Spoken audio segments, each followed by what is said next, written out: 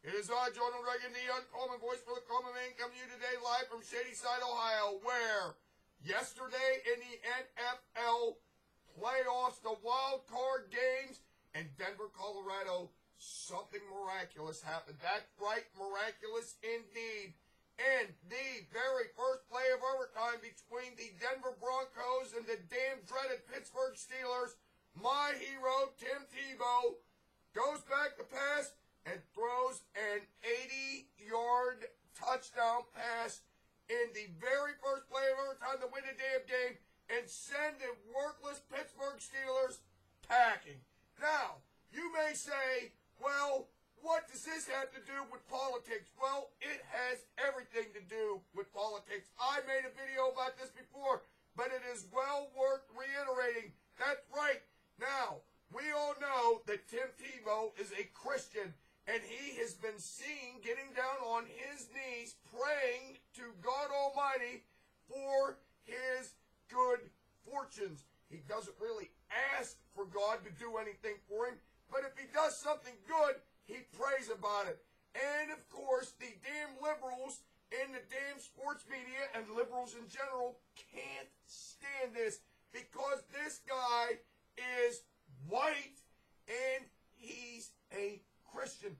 But you and I know this right now. If Tim Tebow was to have some sort of touchdown and decided that he was going to take out his prayer rug, put it on the ground, face Mecca, and praise Allah for his good fortunes, the same damn people wouldn't have a problem with that at all. They would be cheering diversity in Obama's America. You know it, and I know it.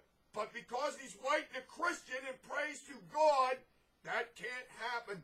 I remember listening to a sports attorney tell us all that there was no place for God in the NFL. Which brings me to my next point. The next point is James Harrison, the defensive linebacker for the Pittsburgh Steelers, who has on several occasions been called to the NFL offices for helmet-to-helmet shots to the head. The man is nothing but a ghetto thug. That's right, a ghetto thug.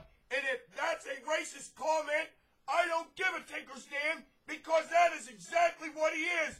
And there's no reason for him to be in the NFL. But of course, the commissioner fines him a few $1,000s, suspends him for a couple games, and that's about the extent of it. They'd get rid of him, but you and I know that if they get rid of him, he'd be down to the damn players' union tomorrow filing a grievance. And of course, we all understand how that goes. And with that being said, in that game, he tried to take Tebow's head off and got called on a personal foul. I was listening to the game.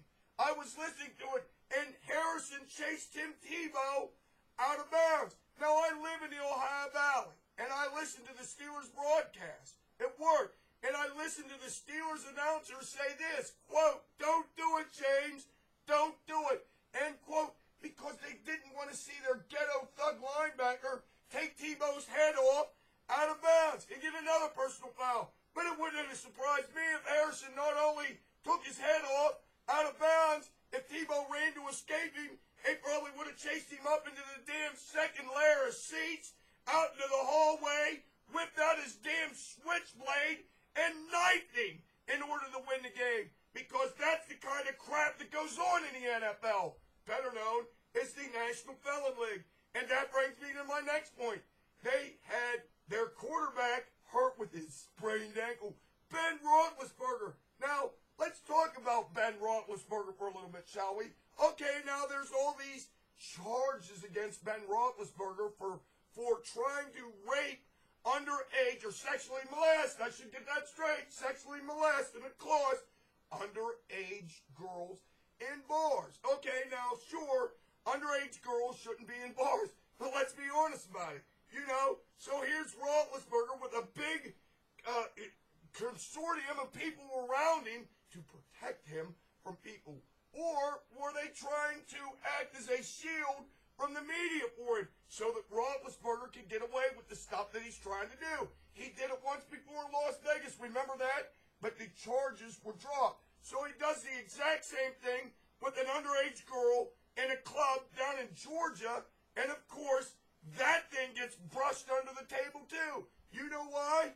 Because the prosecuting attorney that was involved in that said that he understood fully that there was no chance that he would win that case of prosecuting Roethlisberger. He was convinced that Roethlisberger did it, but he could not prove it in court because his witness, his key witness, would have been the girl that Roethlisberger apparently accosted, and that she was drunk and she wouldn't be a very credible witness. And he actually said that he knew damn well that Roethlisberger could probably get the best attorneys that money could buy, and he didn't have a hope in hell of winning his case. So there was no point wasting the taxpayers' money in prosecuting him.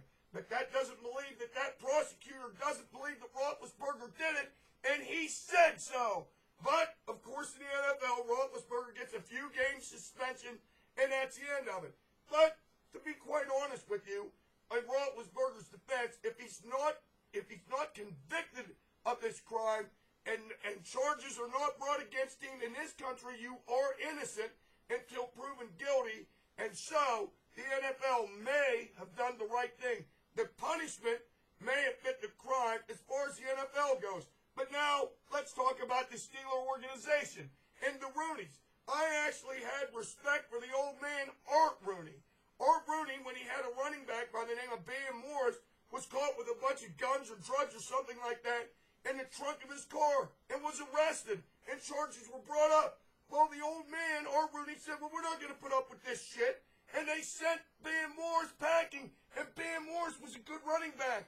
But they figured the Steelers organization is more important than this damn worthless running back that we got. It is an insult to the Steeler organization because they thought, or the old man thought, that the organization is more important than the individual. And I got to respect him for that because they got rid of a good running back, and God knows how that would affect their performance on the field. But they did the right thing. Now let's go to his son, and I don't know what his first name is, but now he's got Roethlisberger facing all these damn charges, and they just, so what, you know, big deal. He wins football games, just win, baby, right, Al, just win.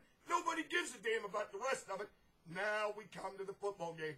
So now let's just say you're the big man upstairs, and you're watching this ghetto thug, James Harrison, and this rapist, Ben Roethlisberger, against the guy that gets down on his knees and prays for his good fortune. Well, which team would you support?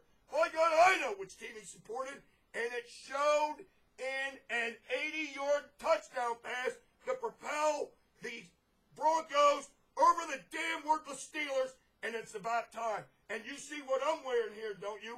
And I live down here. I live with these damn Steeler fans. Let me explain something to you. When I can't stand these damn Steeler fans, you know why? Because they're nothing but hypocrites. And to hell with them and their terrible towel and all that crap. I remember when they had a quarterback by the name of Cordell Stewart. And Cordell was a relatively young quarterback. And the first year he came into the NFL, or the second year, they had a coach, and that coach's name was Bill Cowher. And I actually liked Bill Cowher. He was my kind of football coach. Even though he coached for the Steelers, but back then I still had respect for him. And Cowher and this Cordell Stewart, they had a bad season. But of course all the Steeler fans are whining and crying and bitching and moaning and wanted Cowher to do something about Cordell Stewart. Get rid of him. And if they can't get rid of Cordell Stewart, then get rid of Cowher. And they were all upset, up in arms about it. They were so much up in arms. There was rumors of a homosexual relationship between Cordell Stewart and Coach Cowher. I remember it distinctly. And they wanted Stewart gone.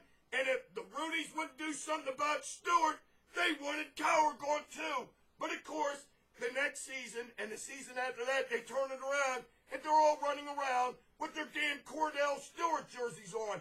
A bunch of damn hypocrites, and if there's anything I can't stand, it's hypocrisy. But, with that being said, justice was served in last year's Super Bowl when the good guys won, and justice was served yesterday in the Mile High Stadium. Until next time, this is your favorite conservative, Ronald Reagan, saying this to you right now. The final score yesterday in Mile High City was this: God 6 and the Steelers nothing. Until next time, I say that now, over and out.